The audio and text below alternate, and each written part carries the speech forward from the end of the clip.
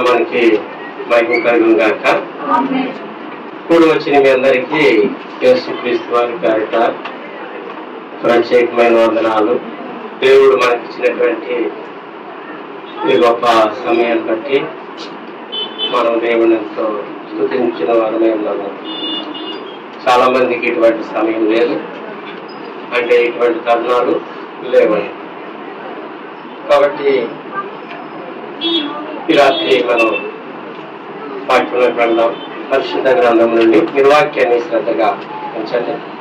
పరిశుద్ధ గ్రంథం నుండి యెహెజ్కేలు 35వ అధ్యాయము 11వ వచనం. వారి ఎడల పట్టిన పగ వలన అసూయ చొప్పులను క్రోధము చొప్పులను నేను నీకు తగిన పని చేసి శిక్షించుట వలన వారికి నన్ను నేనే తెలియపరచుకుందును. అవి పాడైనవి, మనకు ఆహారముగా అప్పగింపబడినవని ఇవి ఇశ్రాయేలీయుల పర్వతముల గురించి పలికిన సూచన మాటలని యెహోవా నాకు వినబడినవి నీవు తెలుసుకుందువు.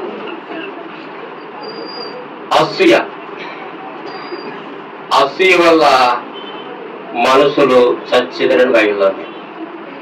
ఈ అసూయ అనేది ఎంత ప్రమాదకరం అంటే మనల్ని దేవుని యొక్క సింహాసనం నుంచి కిందకి నెట్టేస్తాం. ఏమండి, అసూయ వల్ల మనుషులు చనిపోతారు, ఆత్మీయంగా బలహీనమైపోతారు. అసూయ వల్ల మనుషులు దేవుడిచ్చేటువంటి ఆశీర్వాదాలు కోల్పోతారు.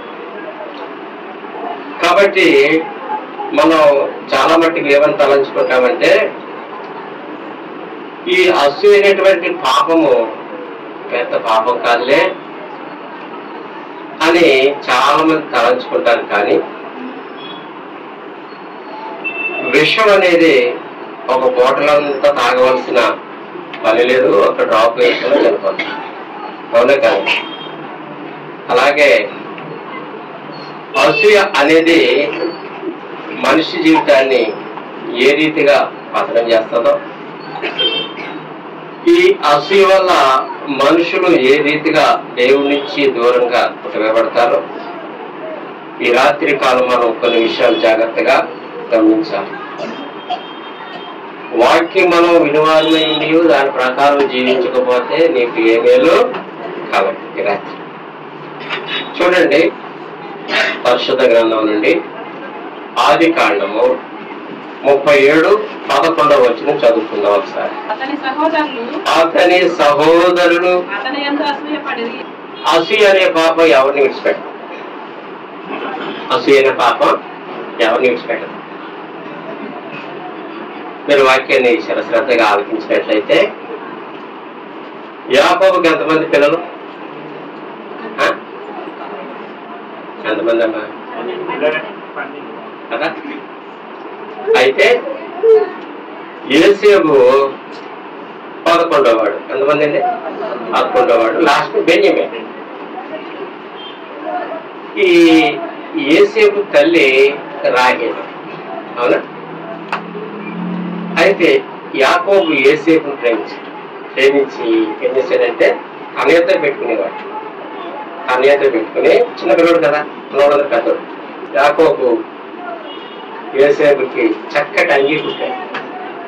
కుట్టాడండి, అంగీ కుట్టి ఆ అంగీ కుమారుడికి సరే. అన్నగారులు 10 మంది అన్నగారులు చూసి వస్త్రాలను చూసి ఓర్చుకోలేకపోయారు. ఏది చూసి ఓర్చుకోలేకపోయారు? వస్త్రాన్ని చూసి. కొంతమంది ఎవరైనా మంచి వస్త్రం వేసుకుంటే ఏం చేయలేరు, ఓర్చుకోలేరు. యోసేపు పట్ల అన్నగారులకి ఏముండేదంటే అసూయ ఉండేది. చూడండి, 37వ అధ్యాయంలోనే 18వ వచనం.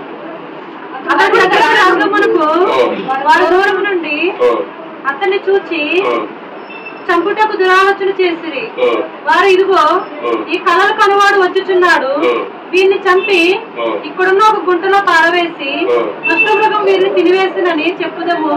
అప్పుడు వీరిని కలలేమగును చూతుము రండని ఒకరితో ఒకడు మాట్లాడుకుని రూబేను ఆ మాట విని మనము వారిని చంపరాదని చెప్పి వారి చేతులలో పడకుండా అతను విడిపించాడు.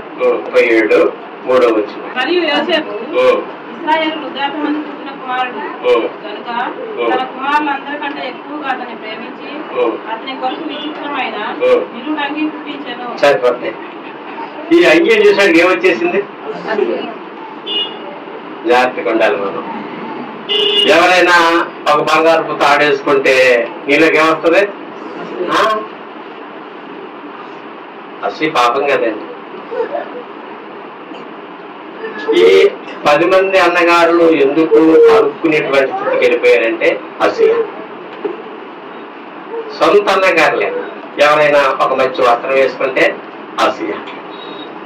ఎవరైనా బంగారు తాడు కొనుక్కుని వేసుకుంటే అసూయ. ఎవరైనా ఒక ల్యాండ్ కొనుక్కుంటే అసూయ. ఎవరన్నా ఒక ఇల్లు కొనుక్కుంటే అసూయ. ఎవరైనా ఒక కారు కొనుక్కుంటే అసూయ. అని అర్థమవుతుందా? అసూయ వల్ల దేవుడు అంటున్నాడు నేను పగ తీర్చుకుంటాను అంటాడు. ఏమన్నాడండి?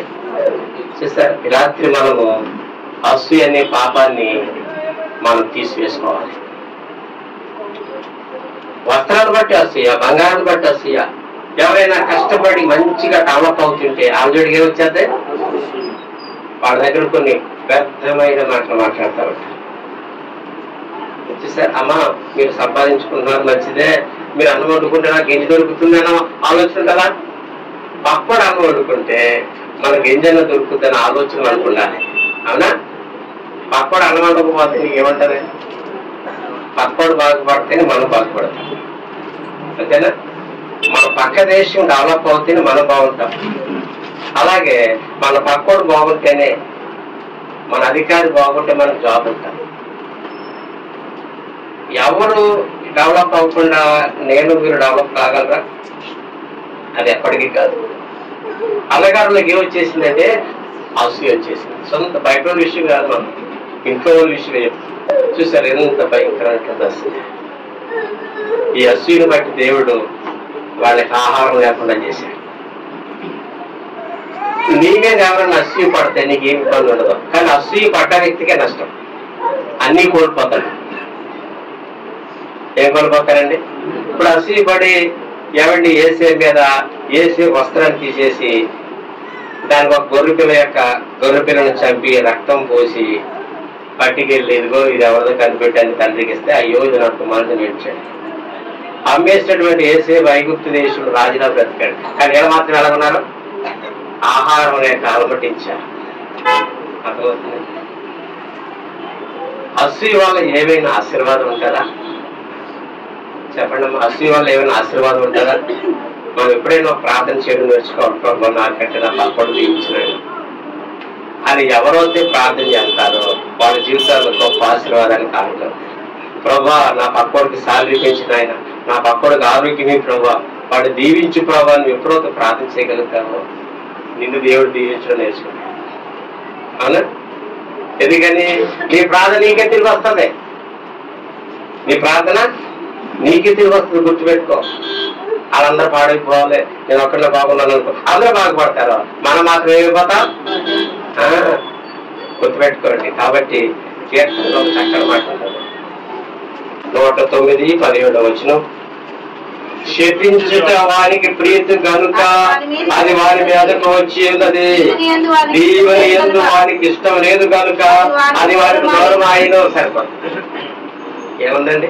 అందుకే నువ్వేం చేయాలి? ఇతరులే నీ కుటుంబం కోసం కాదు, ఇతరుల కోసం. ప్రభా వాడు దీవించు, వీళ్ళు దీవించు, నా పిల్లలు దీవించు, నా పొరుగువారు దీవించు ప్రార్థన చేయాలి.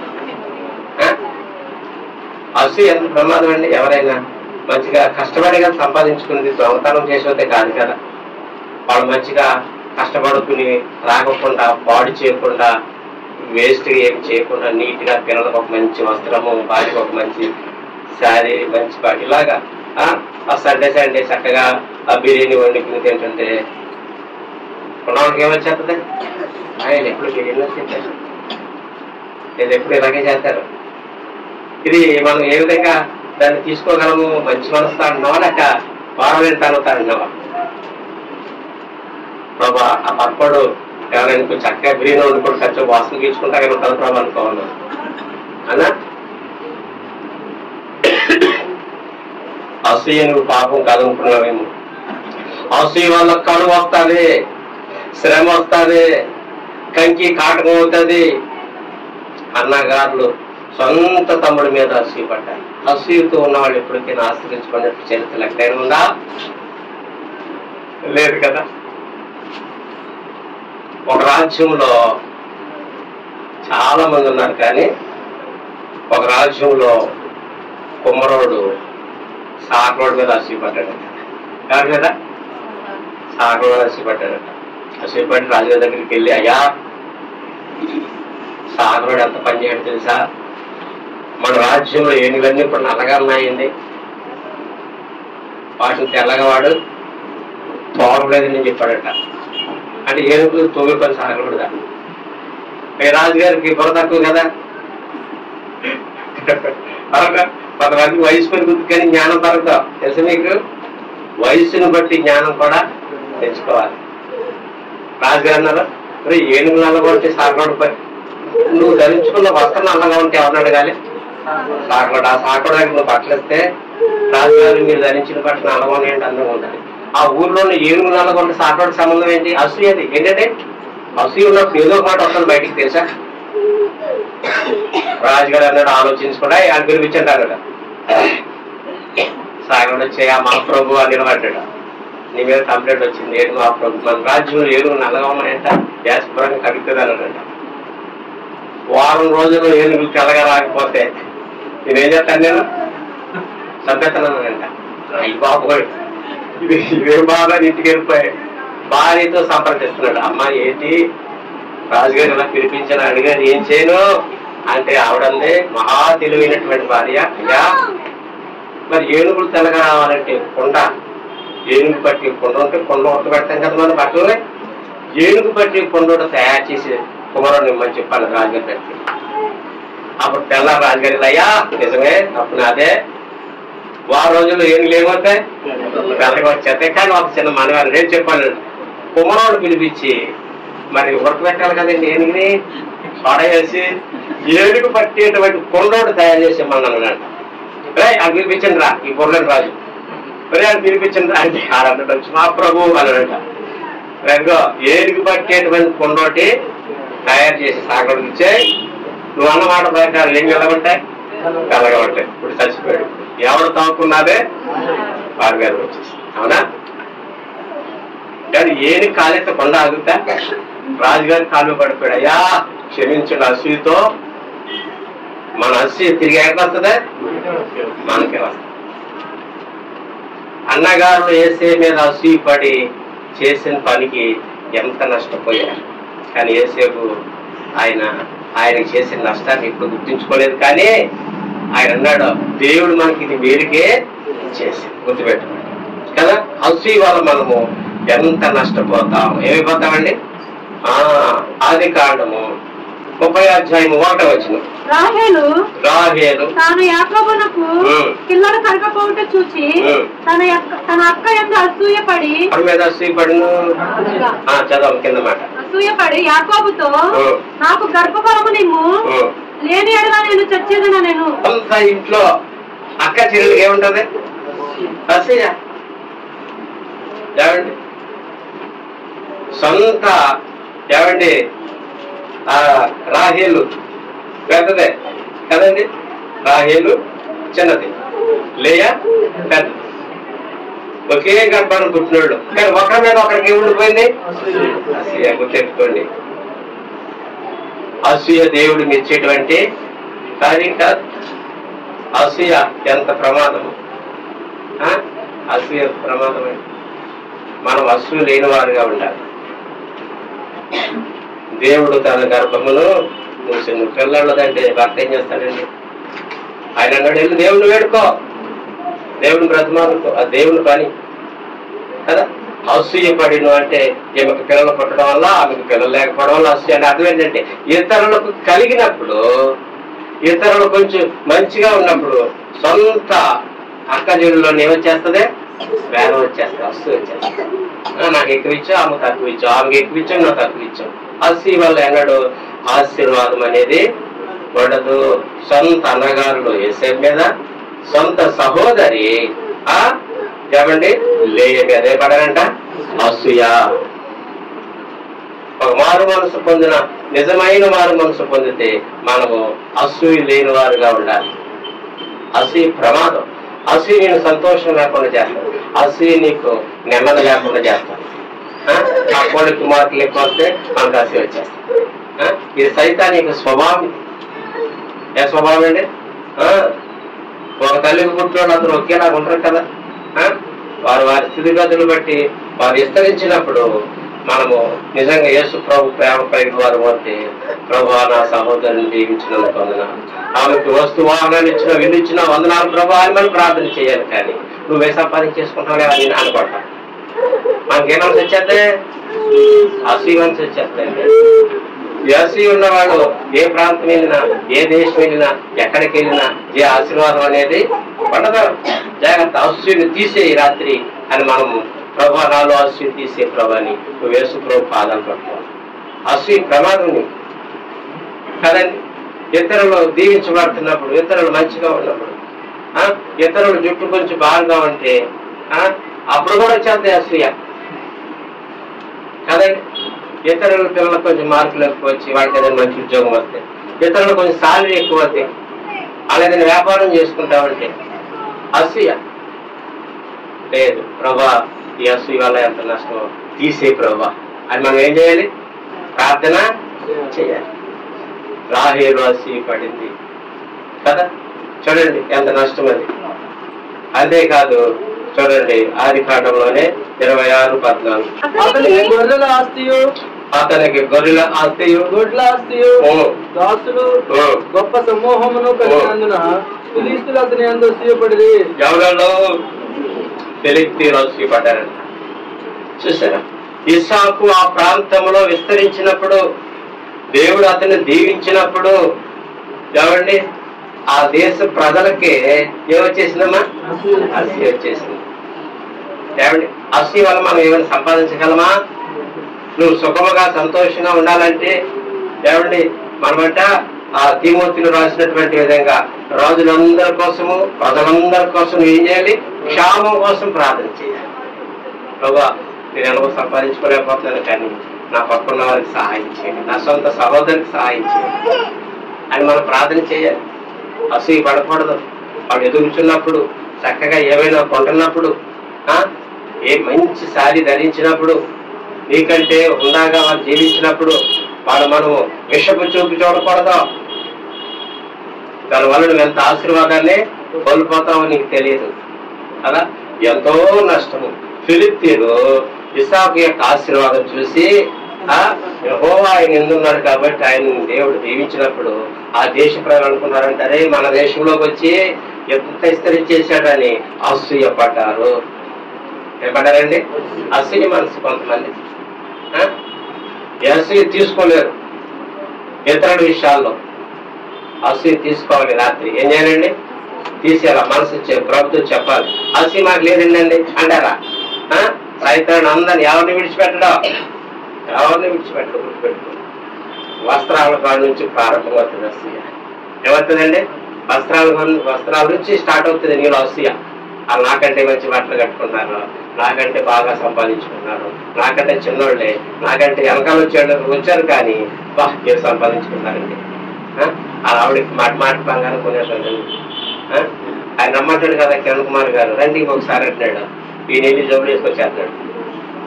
అంతే అంటారా? అలాగే ఆయన రమ్మన్నాడు కాబట్టి వెళ్ళినాను కదండి. ఆశయ అంత ప్రమాదం అండి ఆశయ. ప్రభుత్వం చెప్పాలి, ప్రభా నాలో ఈ మనసు ఉంది నాయన, ఇదిగో ఏమి పట్ల ఈ మనసు ఉంది ప్రభా, నాకు ఈ మనసు ఉంది నాయన, స్వప్నాల బుద్ధి ఉంది ప్రభా చెప్పాలి. ఆ బుద్ధి గురించి ప్రభుత్వం చెప్పి దాన్ని తీసుకోవాలి. మనకు మేలది కదండి. కాబట్టి ఆ దేశంలో ఇసాకు విస్తరించినప్పుడు ఫిలిప్తీయులకు ఏమొచ్చేసింది? అసూయ వచ్చేసింది. జాగ్రత్త, ఈ రాత్రి మనము పక్కవాడు చూసి అసూయపడేవారుగా మనం ఉండకూడదు. అసూయ వల్ల ప్రభు అంటాడు, మూలవాక్యులు అన్నాడు, నేను పగ తీర్చుకుంటాను, నేను వాళ్ళ మీద ఏం చేస్తాను, వాళ్ళకి తగిన గుణపాఠాన్ని నేను తెలియజేస్తాను. అసూయపడకూడదు, అసూయపడకూడదు. ఎవరి పట్ల అసూయ? ఇతరుల పిల్లల పట్ల కూడా అసూయపడకూడదు. ఏ మనిషి పట్ల అసూయ చూపించకూడదు. యేసుక్రీస్తు ప్రేమ ఒక్కటే నువ్వు చూపించాను తప్ప అసూయపడకూడదు. ఈ విషయాల్లో మనము లోతుగా పశ్చాత్తాపడాలి కదా. లోతైనటువంటి పశ్చాత్తాపం మనకు కలిగి ఉండాలి. కాబట్టి ఇసాకు ఎవరి వారు అసూయపడ్డవారు అలాగే ఉన్నారు, కానీ ఇసాకు మాత్రము బహుగా దీవించబడ్డాడు. ఏమయ్యాడండి? బహుగా దీవించబడ్డాడు. అది ప్రభు యొక్క మనసు కాదు. ప్రభుతో చెప్పాలి, ప్రభువా ఈ మనసు తీసే ప్రభు కదా, ఈ మనసు నాకు వద్దులని. అసూయ వల్ల నేను సంతోషంగా ఉండలేకపోతున్నాను. అసూయ అంటే మన ప్రేమగా ఉండలే, వాళ్ళతో కలిసి ఉండలే కదండి. వాళ్ళు చూడగానే మనకు ఒక రకమైన మనసు వచ్చేస్తుంది. వీళ్ళు సంపాదించేసుకుంటున్నారు, బాగుపడిపోతున్నారు.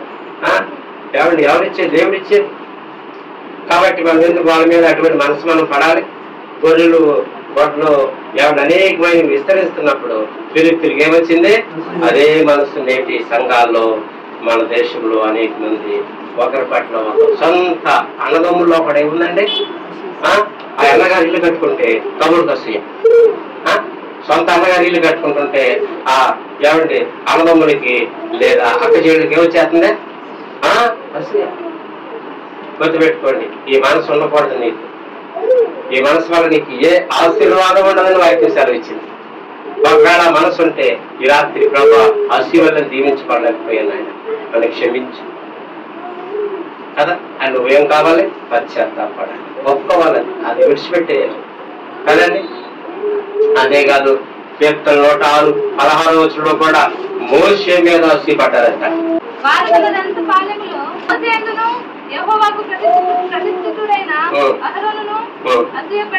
ఎవరు? ప్రజలు. ఏమండి? సువార్త ప్రకటిస్తున్నటువంటి మోషే అహరోనుల మీద కూడా జనులు ఏం చేశారంట? ఆయాసపడ్డారు, అసూయ చూపించారు. చూసారు, అసూయ వల్ల ఆశీర్వాదం ఉండదు. అసూయ ఏమండి నేను దేవుని ఆశీర్వాదానికి దూరంగా తీసుకుపోతాను. ఎక్కడ తీసుకుపోతుంది? సంఘాల్లో కూడా అసూయ ఉంటది. 1 కొరింథీయులు 3:3 ఒకసారి ఒక మాట చదువుతున్నాం.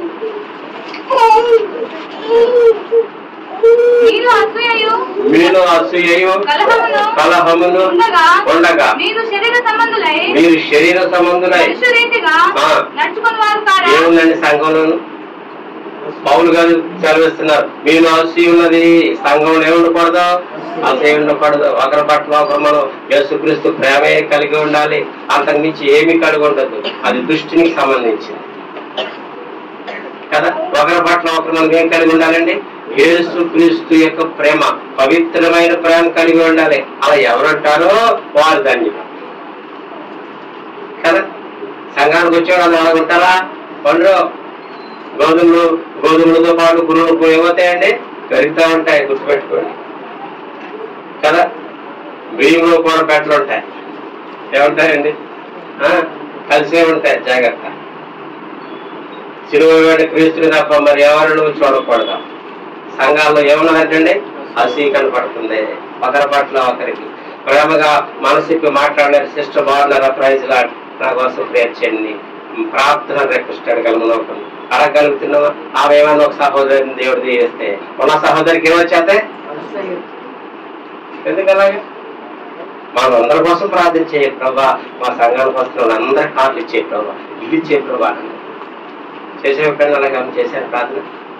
మా సంఘానికి వచ్చే వాళ్ళందరినీ దీవించి సొంత ఇల్లు ప్రభా, వాళ్ళ పిల్లలకు మంచి ఉద్యోగాలు ప్రభా. బాబు చేస్తుందా? ఈ బాబు చేస్తుందంట, అందరికి ఇల్లు ఇచ్చేయమని కదండి. మా జాస్మి చేస్తుందంట, సొంత ఇల్లు ఇచ్చేయండి, సొంత ఇల్లు ఇచ్చేయండి. చేస్తా దేవునికి సమస్తమును ప్రార్థన చేయగలుగుతున్న వాళ్ళగా.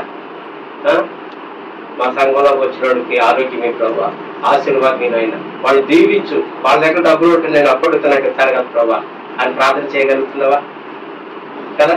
మన సంఘంలో అందరికీ సొంత ఇల్లు ఉంటే ఎవరు మన సొంతం అనుకున్నట్టే కదా. నీకు ఏమైనా ఆపద వస్తాయి ఆదుకుంటారు కదా. వాళ్ళకి మంచి ఉద్యోగాలు ఉండి వాళ్ళ పిల్లలు దీవించబడితే ఈ విధమైన ప్రార్థన చేయాలి. కానీ మీరు అసూయ కనబడుతున్నాడు పౌలు గారు. ఏ విషయంలో అసూయ పడుతున్నావో ఈ రాత్రి ఒక్క విడిచిపెట్టేయాలి. అసూయతో కూడిన మాటలు చెప్పకూడదు ఎత్తుల మీద. ప్రేమ కలిగిన మాటలే నువ్వు మాట్లాడాలి ఇతరుల పట్ల. అర్థమవుతుందండి. అసూయకు నువ్వు చోటు అనుభవిస్తానికి వీల్లేదు. అది ప్రమాదకరమైన వ్యాధితో సంబంధం కదా. క్యాన్సర్ అయినా తగ్గిపోతాం, కానీ అసూయ అని క్యాన్సర్ మనల్ని ఏం చేస్తుంది? ఆత్మీయంగా చంపేస్తుంది కదా. నీ పిల్లలు ఎలా ప్రేమిస్తున్నావు, నీ తోటికోటి పిల్లలు కూడా ఈ జనులు ఆ ప్రేమతో చూడాలి. అది నీకు ఆశీర్వాదం. నీ పిల్లలు సమానంగా నువ్వు చూడాలి కదా. ఆ ఇతరుల పిల్లల్ని మనం ప్రేమించాలి. మనసులో భయపడి పెట్టుకుని లోపల పెట్టుకుని అసూయ పెట్టుకోకూడదు. ఏమండి, ఒకరినొకలాగా మనం చేయకూడదు. సంఘాల్లో అసూయ ఉండకూడదు. అది ఎవరికి నష్టం? సంఘానిక. అసూయ కలిగిన వారికి అది ఎంతో గొప్ప నష్టాన్ని కలిగిస్తారు ఈ రాత్రి కదండి. అసూయ అంత ప్రమాదం. ఇతరుల విషయాల్లో అసూయ ఉండకూడదు. 2వ కొరింథీయులు 12వ అధ్యాయము 20 వరకు చదువుకుందాం. ఎందుకనగా ఒకవేళ నేను వచ్చినప్పుడు మీరు నాకు ఇష్టలుగా ఉండదేమో అనియో, నేను మీకు ఇష్టడుగా ఉండనేమో అనియో, ఒకవేళ కలహమును అసూయ క్రోధములను కక్షములను పుణ్యములను గుసగుసలు ఆడుటయు ఉండనేమో అనియో సరిపోతాయండి. అంటే అసూయ ఉన్న చోట అన్ని వచ్చేస్తాయి. అసూయ ఎక్కడుందో కలహం వచ్చేస్తుంది, గొడవలు వచ్చేస్తాయి, పోరాటాలు వచ్చేస్తాయి. జాగ్రత్త. అసూయని మనం ఏం చేయాలి? విడిచిపెట్టాలి. రాత్రి ఏం చేయాలండి? అసూయని ప్రభా ఇతరుల పట్ల నాకు మనసు ఉంటుంది. ఇతరుల పట్ల ఇలా అసూయ పడుతున్నాను. నా సొంత సహోదరి లేదా తోటకోళ్ళు లేక అత్తగారు లేక కోడలు ఇతరుల పిల్లల మీద అసూయ పడుతుంది ప్రభా. ఇతరుల మనసు ఉంటుంది ప్రభా. నేనే బాగుపడాలని మనసు ఉంటుంది. క్షమించి ప్రభా అని ప్రార్థన చేస్తాను. ఈ అసూయ తీసే ప్రభా. ఇతరుల పట్ల నాకు ప్రేమను దయచేయి అని ప్రార్థన చేయాలి. వాళ్ళు సంపాదించేసుకున్నారు, వాళ్ళు బాగుపడిపోతున్నారని ఆ మనసు మనకు ఉండకూడదు.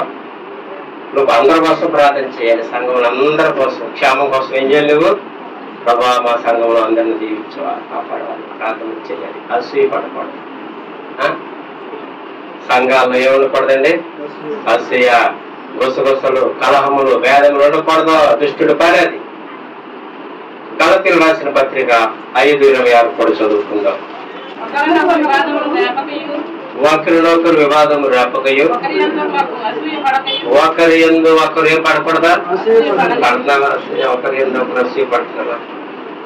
పక్కవారి పట్ల, కాలేజీ ఫ్రెండ్స్ పట్ల, స్కూల్ ఫ్రెండ్స్ పట్ల, బంధువుల పట్ల పడితే అసూయ పడుతున్నావు. ఒకరి కుటుంబాన్ని ఒకరిని చూసి అసూయ పడుతున్నావు. పడకూడదు అసూయ. అసూయ వ్యక్తుల గురించి దేవుడు అంటున్నాడు, నేను పగ తీర్చుకున్నాను, నేను వాళ్ళు శిక్షించదని. అది ప్రమాదం. అది తీసేసుకోవాలి మనసు. సౌలు దావీదు అని ఏం పట్టాడు అంటే రాజ్యం అంతా పోయింది. ఏం పోయిందండి? రాజ్యం పోవడానికి కారణం ఏంటంటే దావీదు మీద అసూయ. ఎవరిలో కొంచెం మంచిగా ప్రార్థన చేస్తే అసూయ, ఎవరు మంచిగా పాట పాడితే అసూయ. చూసారు? అలా ఉండకూడదు. మన సొంత వ్యక్తులను ప్రేమించినట్లుగా మనము సొంత వాళ్ళ మీద మనకు అసూయ వచ్చేస్తాం. ప్రభా నా సహోదరుని దీవించు అని ఈ విధమైనటువంటి ప్రేమ కలిగిన ప్రార్థనలు కానీ ఒకరితో ఒకరి పట్ల ఒకరి యందు ఒకరు మనం అసూయ పడేవారుగా మనం వెన్నడను ఉండకూడదు. అంతేకాదు తీతుకు రాసిన పత్రిక 3:3లో కూడా అసూయ గురించి ఒక మాట ఉంటుంది. ఎందుకనగా మనము కూడా మునుపు అవివేకులమును అవిధేయులమును మోసపోయిన వారమును నానా విధములైన దురాశులకును దాసులమైండి అసూయందును అంటే అసూయలో కూడా కాలం గడిపేస్తారంట. ఏం చేస్తారంటే అసూయలు ఏం గడిపేస్తారా? కాలము. చూసారా? అసూయలో కాలం. వాళ్ళు ఎలా బాగుపడిపోతున్నారు, వాళ్ళు ఎలా తినేస్తున్నారు, వాళ్ళు ఎలా తాగేస్తున్నారు. రోజు చికెన్ తింటారంట, రోజు మటన్ తింటారంట, రోజు బిర్యానీ తినేస్తారంట. వాళ్ళు తింటే మనకి అసూయ కదా? అసూయ చూడండి, ఒక కుటుంబంలోనే అసూయ, ఒకరినొకరిని ఇష్టపడలేదు. ఒక కుటుంబంలోనే జరుగుతున్నాయి ఈ రోజుల్లో అసూయ. చూడండి ఎంత దుష్టుడు కుటుంబాన్ని ఎలా పాడు చేస్తున్నాడు. సహించలేనటువంటి మనస్సు, అసూయతో కాలము గడుపుచుంటే అది నీకెంతో ఈ రాత్రి ప్రమాదం. నిన్ను వలె నీ పొరుగు వాడిని ప్రేమించమని యేసు ప్రభువు చెప్పిన మాట మనం ఏం చేయాలి? నెరవేర్చాలి. అంతేగాని ప్రభా అని ఇలాగైపోతారు ప్రభా, అలాగైపోతారు ప్రభా, వాడిని దీవించకుండా ఆపే ప్రభాని ప్రార్థిస్తావా? వాడి జీతాలు తగ్గించే ప్రభా, తగ్గించేది ఆయన అంటే మనమే అయిపోతాం. మనం తగ్గించి పెడతాం. గుర్తు పెట్టుకోండి. వాళ్ళు కొనేస్తున్నారు ప్రభా, కొనేస్తున్నారు ప్రభా. ఏం కొనేస్తున్నారు? ల్యాండ్లు కొనేస్తున్నారు ప్రభా, స్థలాలు కొని ఎక్కడి నుంచి వస్తాయి ప్రభా? ఆ షాపు మార్కెట్లో మూటలు కట్టి పడేస్తున్నారు ప్రభా. తెచ్చుకోవడం డబ్బులేండి. అంతమంది ఇల్లు కొనేసాడు ప్రభా, ఇల్లు కొనేసాడు ప్రభా, కొనొద్దు మరి ఏమి కొనాలి? అస్సియా చూసారు ఎంత ప్రమాదమా? అలా ఉండకూడదు. కొన్ని అసూట్ మాటలు మాట్లాడుతాడు కొంతమంది. మీరు డబ్బు ఉన్న వాళ్ళమ్మా, మీరు కొనుక్కోతే అనుకుంటారమ్మా అంటే అర్థమైతే ఆ మాటలో ఏమన్నా ప్రేమ ఉందా? సహోదరుడా కొన్నామంటే కదా చాలా సంతోషం అన్న మాటకే మీరెక్కడ కొనుక్కుంటారులే, మేమేం కొంటామంటే ఏమి కలదు అసలు. మీరు కొన్నామంటే కదా, ఎక్కడ స్థలం కొన్నామంటే కదా కొంటారులే మీరు. ఇది ఇంత బాధ ఏంటి? మీకు నాకు అర్థమవుతుంది. అసలు ఇంత బాధ ఏంటండి? తప్పు కదండి, తప్పండి అది. ఒక సహోదరుడు సంఘంలో ఆ విధంగా ఎవడు ఎదుగుతున్నప్పుడు అతని వల్ల నాకు మేలు కలుగుతుంది కాబట్టి ప్రభా ఇంకా దీవించిన ఆయన ప్రార్థన చేస్తావా? కొనేశాడు ప్రభా, నేను కొనలేకపోతాను ప్రభా. ఇక ఇంటిపడారు వాళ్ళు ఏమైనా కొంచెం బాగుపడి మంచిగా ఉన్నారంటే వాళ్ళ ఇంటికంటే ఏమొచ్చేస్తే మంట వచ్చేస్తాయి. సైతాన్ని ఒక రకమైన మంట అసూయ వచ్చేస్తాం. ఓ తిరుపు వచ్చేస్తుంది ప్రభా, ఏమి రాసేస్తుందో నాకు, ఓ తిరుపు వచ్చేస్తుంది ప్రభా. ఉందా ఇప్పుడు మనసు వాళ్ళ పిల్లలు ఏమి రాసేస్తుందో వాళ్ళ అమ్మకారు ఆయన తెలుగు వచ్చేస్తుంది, నలుపు వచ్చేది ఆయన, మా మాస్టర్ అలా నలుపు వచ్చేది ఆయన. చూసారు ఆశలో కొంచెం ఆ విధంగా ఆ జుట్టుకి ఏమి రాసేస్తుందో వాళ్ళమ్మ, ఆ జుట్టు బాగా పెరిగిపోతుంది. అది కొత్తిమీర కట్ అయిపోవాలి. ఏమైపోవాలంటే కొత్తిమీర కట్ అయిపోతే నీకు వచ్చే లాభం ఏంటి? అసీ కాదు. ఇలాగ కాలం గడుపుతారంటే చాలా మంది ప్రజలు. జాగ్రత్త. అసూయ ఎంత ప్రమాదం. అసూయ వల్ల దేవుని యొక్క ఆశీర్వాదాన్ని రాత్రి నువ్వేం చేస్తావు? కోల్పోతావు. దేవుని యొక్క ఉగ్రతకు నువ్వు గురైపోతావు.